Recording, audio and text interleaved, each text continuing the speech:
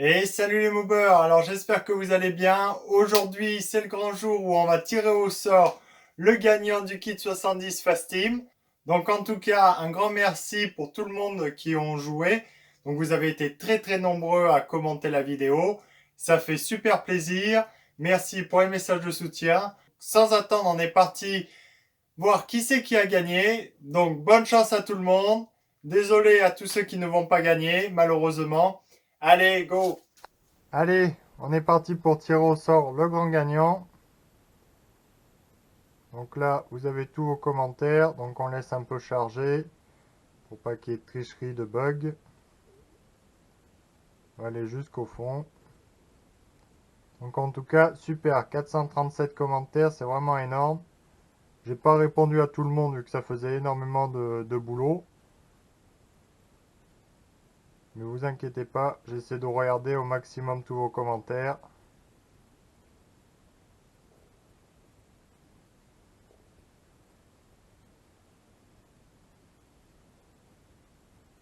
Voilà, comme ça on va bien au fond de tous les commentaires. Comme ça au moins, il n'y aura pas de jaloux.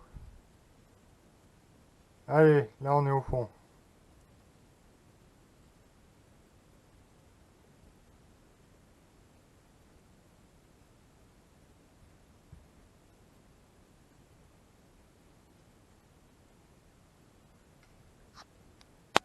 Allez, voilà, on a le gagnant. Solène Crassin. Donc voilà, tu as gagné. Donc, je vais envoyer un message et puis la réponse sera attendue d'ici une semaine. Si pas de réponse, le kit 70 Fast Team sera remis en jeu. Désolé à tous les autres qui ont perdu. Une prochaine fois peut-être, vous inquiétez pas. Allez, bonne vidéo. Salut. Donc, si vous avez suivi l'histoire, là on va remonter mon petit kit 50 Bidalo qui était à l'origine sur ma petite 103 RCX. Donc les carters d'origine que j'avais fait, ils sont foutus, les portées de roulement sont mortes, mais tout ça, c'est dans la précédente vidéo. Alors là, j'ai racheté des carters origine adaptables, donc voilà. Donc voilà, ces petits carters où ils sont pleins, comme ça, voilà. Donc on va s'occuper d'eux, donc beaucoup de préparation à faire dessus. On va bien s'amuser encore. Ah là là.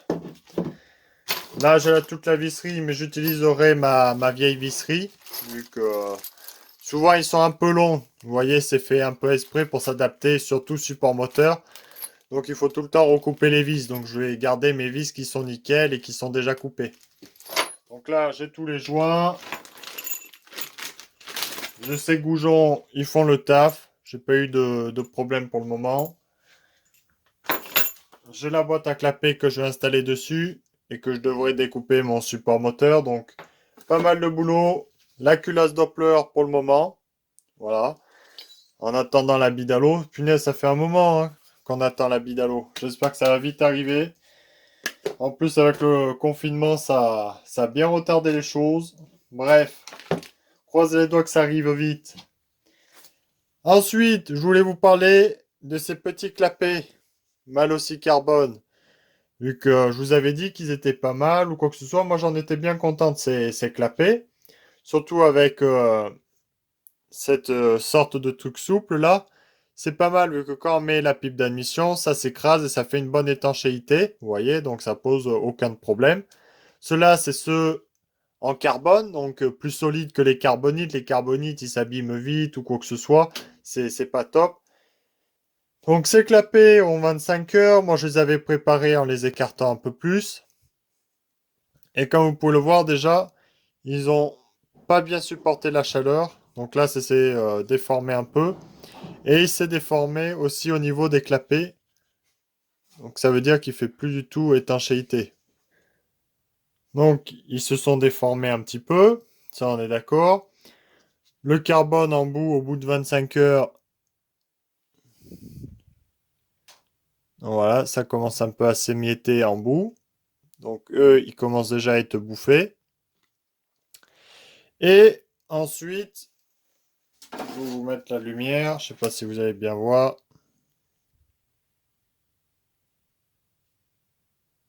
Là, vous voyez les trous à travers le carbone. Donc il est plus étanche. Donc automatiquement, ces clapets là, ce sont devenus des vrais passoires. Donc quand les gaz arrivent, eh ben, ça passe comme ça veut. Donc des vrais passoires. Voilà, moi j'étais bien content et au final, ben, c'est pas top au final, hein. Ça a une très courte durée de vie. Plus, bon, bien sûr, je les avais écartés pour faire entrer plus de gaz. Mais ça va pas du tout au final, ces clapets. Donc voilà, je les déconseille, hein. Déçu. Tout déformé, tout ça. Donc voilà. Ça fait perdre de la puissance, c'est affolant, hein. La précompression, quand ça fuit de tous les côtés. Donc voilà, clapet HS. Bon, ben maintenant, on passera sur la boîte à clapet, ça ira mieux. Il me reste plus qu'à préparer tout ça. Allez. Bon, que je vous montre aussi le petit kit Bidalo, ce que j'ai fait dessus, que je l'ai un peu amélioré. Donc bien sûr, ouais, pas perdre l'éclipse. Donc j'avais nettoyé le piston pour qu'il soit nickel chrome. Donc voilà. Là-dessus, j'ai passé la bague pour qu'elle soit droite. Voilà. Donc là, c'est pareil. J'ai grossi la sortie d'échappement. Donc voilà. Donc ça, déjà, je l'avais préparé pour ceux qui me suivaient. J'avais ouvert l'échappe. Donc très bon cylindre. Ceux qui me suivent pas et qui savent pas où je l'ai acheté, c'est sur VSX. Il est toujours vendu en neuf. Donc voilà. Tac. Première étape, c'est fait. Donc démonter les roulements. Donc les joints spi, je les laisse. Je vais juste les protéger avec du scotch et puis c'est tout. Les roulements, eux, c'est des SKF déjà, donc très bien. Finir de nettoyer un peu la graisse qu'il y a dedans. Et puis c'est tout. Sinon, je garde joint spi et roulement. Ça fait très bien le boulot. Ça tient, il n'y a pas de problème. Donc je laisse ça comme ça. Là, je vais pouvoir commencer à regarder où viennent les transferts et préparer comment je vais préparer les carters. Voilà. Donc je vais commencer à regarder ça. Déjà, étape numéro 1. Donc bien aligner les plans de joint, ok. Donc tout a l'air à peu près plat. À vue d'œil déjà, j'ai pas contrôlé au marbre ou quoi que ce soit. Déjà, c'est contrôler si le cylindre rentre bien. Donc là, on est ok, ça rentre tout seul. Un peu de jeu. Ça, c'est bon. Donc là, on est ok, qu'il n'y ait pas de surprise. Après, donc les filetages, eux, c'est bon. Tac. Ensuite, on va pouvoir contrôler tout ce qui est plan de joint. Et ouais, parce que si c'est complètement bancal, ça sert à rien de s'embêter à... On va pas commencer un gros chantier dessus si tout est bancal, voilà. Donc voilà ma plaque de verre. Là, on peut contrôler un côté. Ça, c'est bon. L'autre côté, on peut pas vu que il y a le débord ici. Voilà. Ça, c'est plat.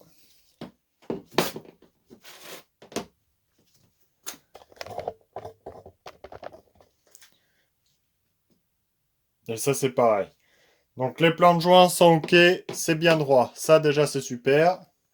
Ensuite, regardez le boulot que j'ai à faire. Donc là, j'ai un joint qui représente bien mon bidalo. Donc, voilà tout ce que j'ai enlevé. Donc, énormément de boulot encore. Tac, beaucoup d'aluminium, un tout petit peu derrière. Ça, ok, je vais pouvoir le tracer.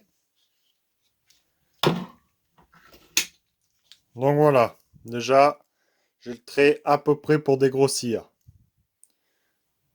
Donc voilà, je sais où ça va à peu près. Ça, c'est bon. Boîte à clapper, on va ouvrir et on va voir ce que ça donne. Donc là-dedans, tout ce qui est joint. comme ça, voilà. La notice pour découper par rapport au support moteur SPX RCX, voilà. Donc là, tip top. Bien sûr, un autocollant mal aussi.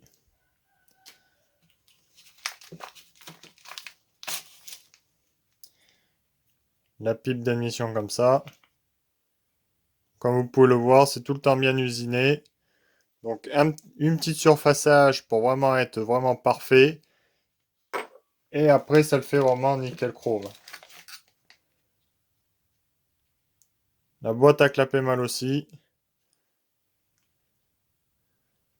Alors, entre la boîte à clapper mal aussi et Polini, c'est la boîte à clapper mal aussi est plus grosse. Hein. Plus grosse et mieux étudiée. Hein. Puis je sais même pas si elle est pas plus grosse, celle-là, que comparée à celle que j'ai mise sur ma SP. Elle m'a l'air massif. Wow. Déjà une belle boîte, hein. Punaise. Donc là, après, voilà comment c'est fait. Magnifique. Et voilà tout le reste où il y a les vis. Tac. Donc ça, c'est fait. Pour ceux qui veulent la référence. Voilà. Donc celui-là, c'est pour SPX RCX. On verra bien ce que ça donne. Je vais vous chercher la boîte à clapper Polini. Vous verrez la différence. Donc voilà la boîte à clapper Polini. Donc c'est un montage complètement différent. Hein, vous voyez, ça, tac, ça se monte. Vous avez la boîte à clapper qui se monte comme ça. Et ça se monte par-dessus. Donc beaucoup plus de surface de contact, ça fuit moins. Même c'est presque impossible que ça fuit quand c'est bien monté. Là-dessus, donc c'est juste un tout petit joint torique qui fait le boulot, donc il y a plus de chances que ça fuit. Et puis si vous vérifiez pas bien vos plans de joint, les pipes d'admission Polini, c'est pas top. En plus, c'est poli l'intérieur. Là, c'est granuleux, voilà. La boîte à clapper Polini, la boîte à clapper mal aussi. Vous voyez, il n'y a pas photo. Hein. Plus large, plus haute. L'entrée plus grosse. Donc ça là, mal aussi, elles sont vraiment pas mal. Hein. Moi j'aime bien. Puis voilà l'intérieur comment c'est fait. Tac. Tac. Hein. Donc voilà les différences. Donc voilà, carter d'origine non préparée. Voilà comment les clapets viennent. Donc ceux du bas, ça ouvre impeccable, ça alimente bien. Ceux du haut, par contre, ça ouvre et ça tape directement là-dedans, quoi. Donc ça gêne vraiment. Donc c'est pour ça que niveau flux de gaz avec une boîte à clapper, il faut bien tout préparer. Et puis après, ouais, déjà c'est beaucoup plus ouvert que les Polini qui arrivent d'origine. Les Polini qui arrivent d'origine, elles sont très serrées. De toute façon, en haut, je peux pas plus ouvrir. Voilà, en bas un petit peu plus, mais ça ferait plus ouvrir les clapets à voir. Peut-être j'ouvrirai un peu plus en bas pour faire plus de gaz qui passe par en bas. On verra bien ce qu'on fait.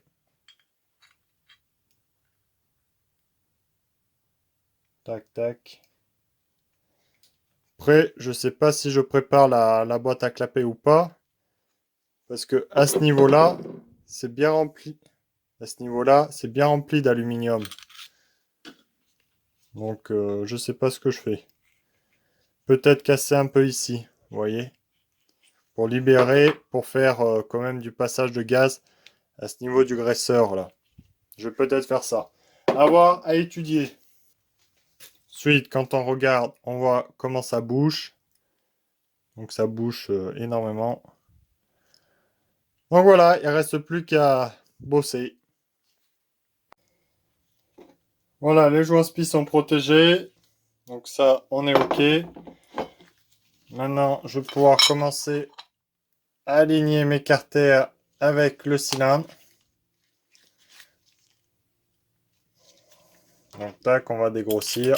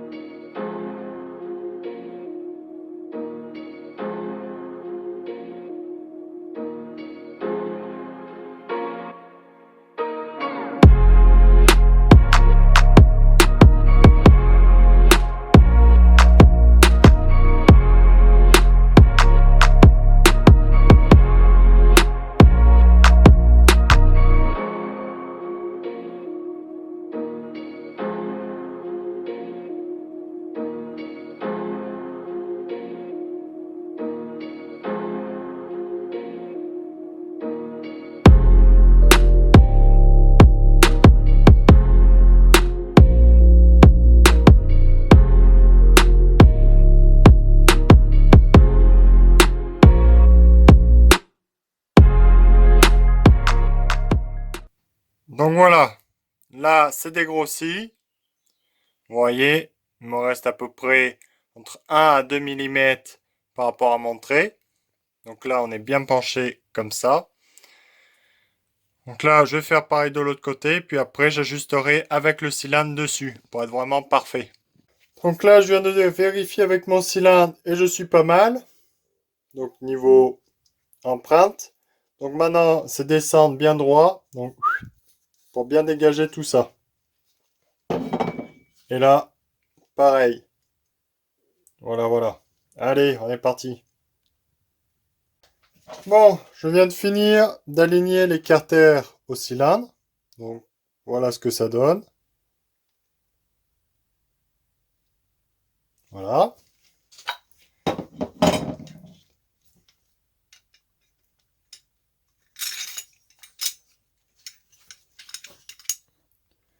Et voilà ce que ça donne à l'intérieur. Donc, c'est bien dégagé. C'est impeccable. Donc là, c'est parfait.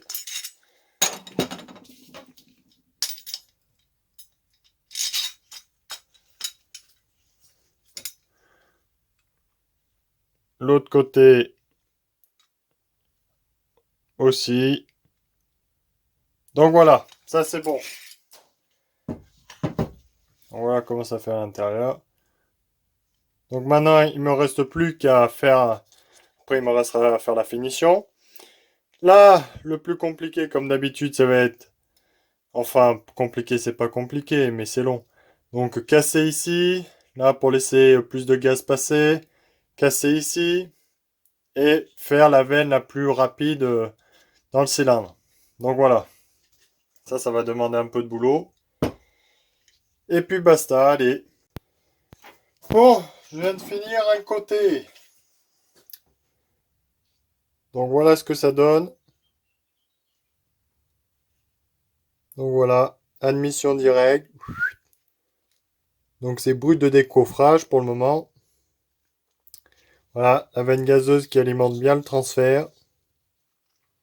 Là, c'est bien ouvert par rapport à la boîte à clapper.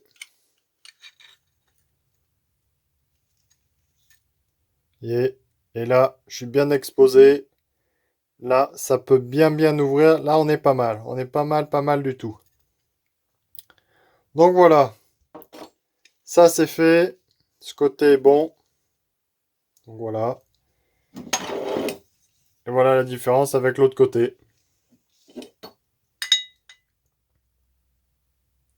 Donc il n'y a pas photo. Bon, ben voilà, c'est une bonne chose de faite déjà. Un côté, comme ça, là, je raccourcirai mes jupes. Voilà, vu qu'elles viennent un petit peu gêner. Donc je les raccourcirai un tout petit peu. Bien les biseauter pour être vraiment idéal.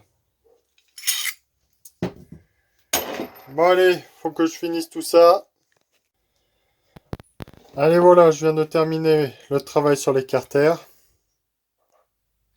Comme vous pouvez le voir, j'ai gratté que ce qu'il fallait. Donc là, c'est poncé, c'est tout propre.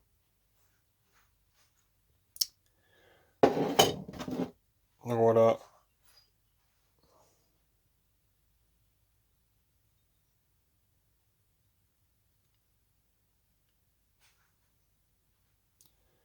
Tac, ça c'est fait. La boîte à clapper, pareil. Je vais casser un peu les angles. Là, tac, tac. Ici, un petit peu là aussi. Donc ça c'est mieux.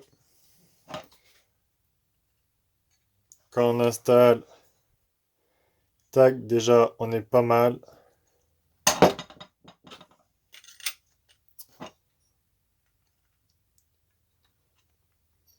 Voilà à peu près ce que ça donne. Donc déjà, on est pas mal niveau ouverture. Les gaz passent bien. Ça c'est ok. Par rapport au cylindre. On est vraiment très bien aussi là. Donc là, ça passe bien. Veine gazeuse, hop, pour alimenter correctement les transferts. Donc là, tout est ok. J'ai cassé ici aussi pour alimenter quand même un minimum le transfert arrière. Donc voilà, énormément de boulot. Donc là, ça a été poncé. Donc là, ça fait plein de changements de couleur, tout ça, mais ça, c'est effet de lumière. Mais sinon, dès qu'on touche, c'est vraiment lisse. C'est parfait partout. Donc là, un coup de sablage pour que ce soit vraiment uniforme partout. Et puis, on sera bon, les carters seront vraiment finis. Donc voilà, beaucoup de boulot. Mais on en est arrivé là. Je viens de terminer les carters, donc ils ont été sablés, eux. Donc voilà. Vous avez le rendu, donc c'est magnifique.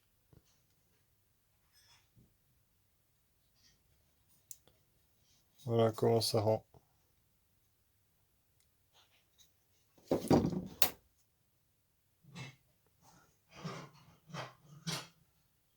Voilà. Bon, franchement, super.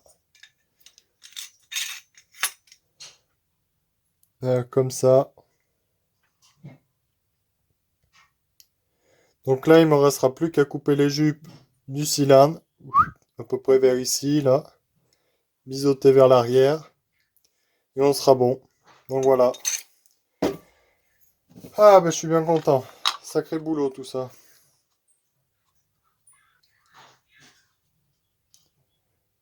Bon allez, salut les mobbers, j'espère que vous aurez aimé la vidéo et à très bientôt. Salut.